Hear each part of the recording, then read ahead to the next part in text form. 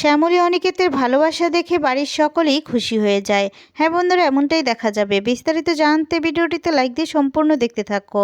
আমরা দেখতে পারবো শ্যামলীর অনিকেতের সাথেই বিয়েটা হয়ে যায়। শেষ পর্যন্ত অনিকেত পেয়ে যায় শ্যামলীকে।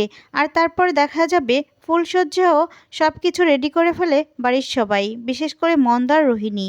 আর যখনই ফুলসজ্জার ঘরে যায় অনিকেত, এরপর দেখা যাবে অনিকেত শ্যামলীকে বলতে থাকে যে আপনি এতটা কষ্ট দিতে পারলেন আমাকে শ্যামলী।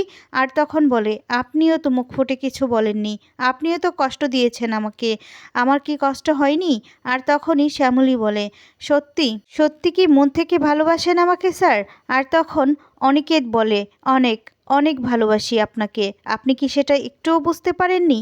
আপনি এতটাই অবুঝ, আমি আসলে বুঝতে পারিনি। আর আমি কি আপনাকে আপনার পরীক্ষা নিচ্ছিলাম। আপনি এতটাই নিষ্ঠুর যে নিজে মুখ ফুটে কিছুই বলবেন না, সমস্ত কিছু আমাকেই বলতে হবে। আপনি আপনার ভেতরে এতটাই রাগ পুষে রেখেছেন যে আপনি নিজে থেকে আমাকে বলতে পারেননি।